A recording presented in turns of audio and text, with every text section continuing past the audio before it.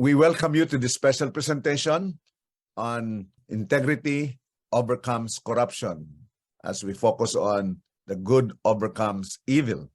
And Janet Buckingham is with us at this particular section where we discuss about our perspectives on corruption and how the church deals with it. Janet is a person who has been engaged in the global advocacy against corruption. She now serves as the Director of Global Advocacy for the World Evangelical Alliance since July 2021. She's also the Executive Editor of the International Journal for the Religious Freedom. This is the flagship publication for the International Institute for Religious Freedom. Janet, we welcome you and thank you for making yourselves available for this. Let me just ask you some of your perspectives on the issue of corruption and how the church deals with it. Well, interestingly, I first kind of got into this issue when I was visiting in Ghana about 20 years ago, and I went to a meeting of the Christian lawyers in Accra, and they were doing a Bible study of Joseph and his brothers in Egypt. And you may remember in Genesis 42, verse 25, it says that Joseph took the brothers' money and then instructed his people to put it back into their bags of grain. And the lawyers then engaged in this big discussion about whether Joseph was corrupt as a government official, returning money to his family members. And I have to say, of all the times I had ever read that before, I never even noticed that verse. Would you give some examples of the concrete engagements and their successes or some hindrances that in terms of their effectiveness? One I saw very recently was in Kenya. I was in Nairobi in June, and they had an election coming up. And already the churches were taking steps to help their church communities understand the church's role in political engagement, because a lot of times I think Christians haven't necessarily been that involved. They put out some Bible study materials looking at issues like the church's role in peace building, the church's role in advocating for the vulnerable. They didn't have the church's role in advocating for integrity. I think that would be another good one. Then they also called for a lot of prayer. And this is very much where we come to our theme of overcoming evil with good, really making this a matter of prayer.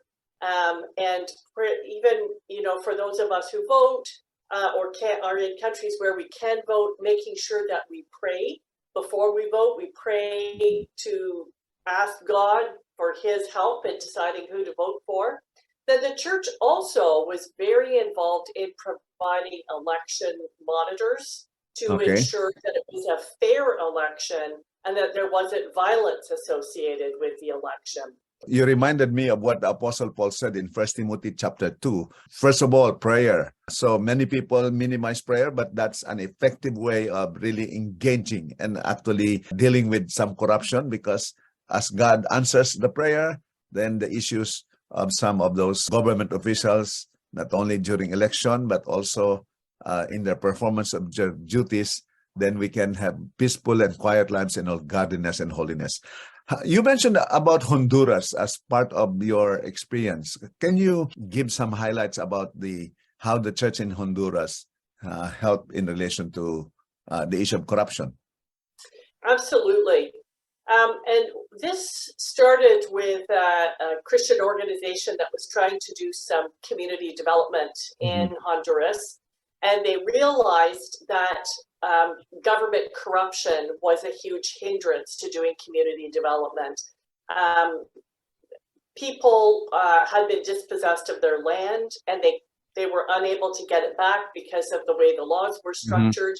And so they started challenging the government of, why do you have laws that benefit, large corporations or, friends of government officials? And they actually got the law changed so Okay, that that's people great. who had been dispossessed of their lands could get their land back.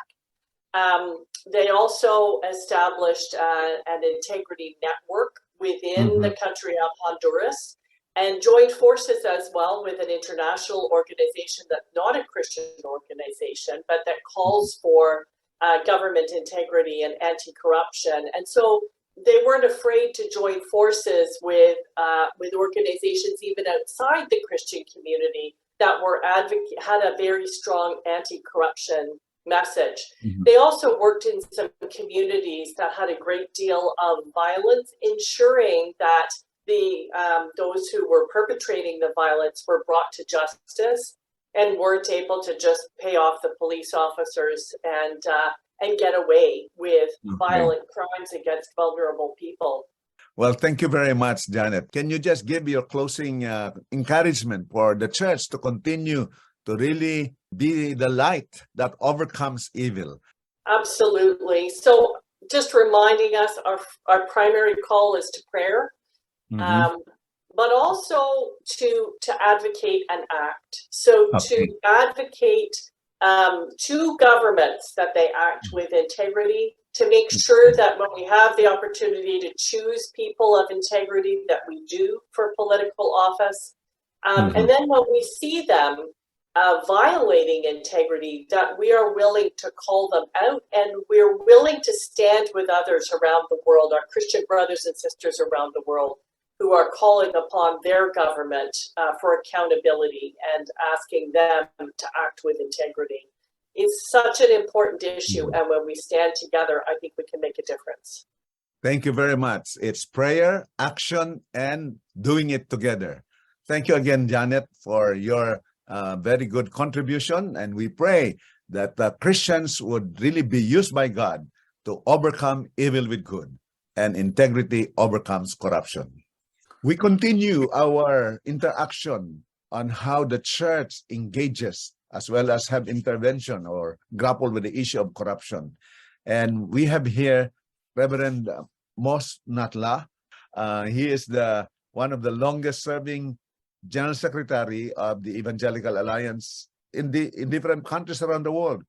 From 1995 up to the present, he is serving as General Secretary of the Evangelical Alliance of South Africa. So we welcome you, Moss, in this interaction.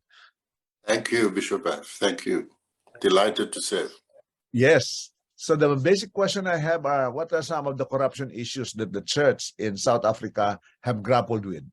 One of the biggest ones was the issue of state capture, which really was the way in which the state, particularly in our last president before the current one, where the entire state machinery was captured and repurposed to enrich private individuals, business associates of the president, of the former president, and billions and billions of rands or dollars, if you like, were siphoned off of the treasury. So what has the church done in relation to that issue of corruption? The church began, first of all, to pray. Against it was the Evangelical Alliance. We even put out a prayer invitation for all South Africans to pray. It was put in a sort of a Bible marker, a prayer that basically prayed for the removal of the state machinery that was corrupting the country. Okay. And that prayer was actually picked up in Parliament and was read out in public in that way. So that was the first one.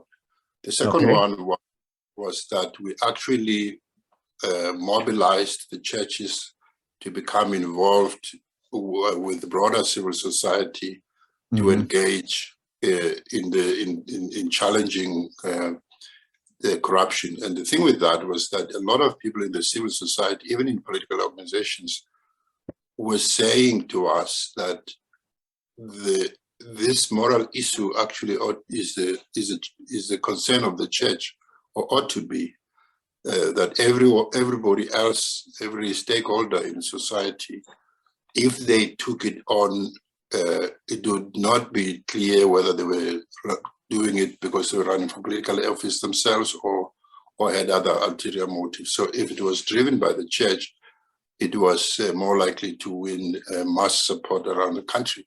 I remember in one particular march on Parliament, I was working side by side with a member of the leader of the Communist Party, and we were holding hands and marching, and he was saying he's convinced, and several of them were convinced, that if the church hadn't moved into this space and played a key role in the struggle against this kind of state capture, the mobilization of the masses would not be as effective as it was. Mm-hmm. So that was a very effective one. And in the end, thankfully, the former president was, we built a moral consensus that made it unsustainable for the president to continue. So he lost power. He lost power. Wow. He's facing imprisonment term.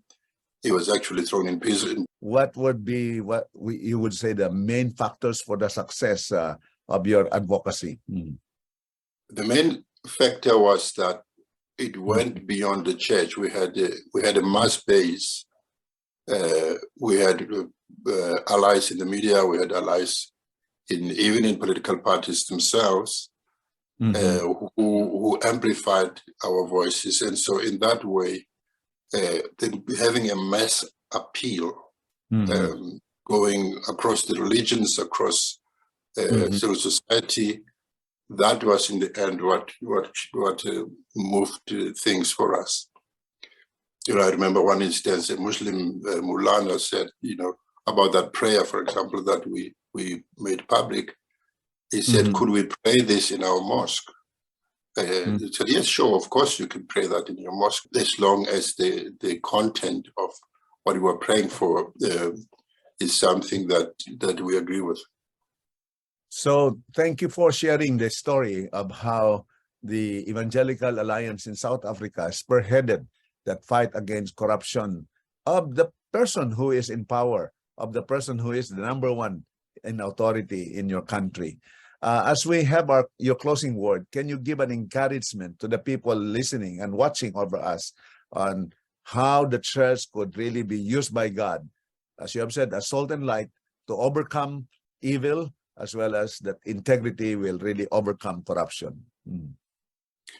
Correct. Just a correction. It is not the current president. It is the one before him that helped to unseat. I think for brothers and sisters everywhere, I think the big issue is our disciple-making process. And the WEA at the last assembly did led the next decade of discipleship, particularly facing at young people. And I think the young people are the most likely to really embrace the issues of community transformation and the quest for common good. I think we will find among young people ready reception, and we've seen more people come to the Lord also as a result of the fact that the church is coming across as a caring community that cares more than only for itself, but for the broader communities. Thank you very much, Moss, for that very powerful sharing. And again, the lesson is discipleship, so that they will know how to be engaged as salt and light in the community. Prayer, and then mobilization, leading the group. Again, thank you for making yourself available.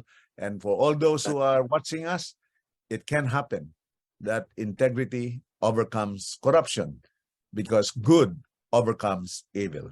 God bless.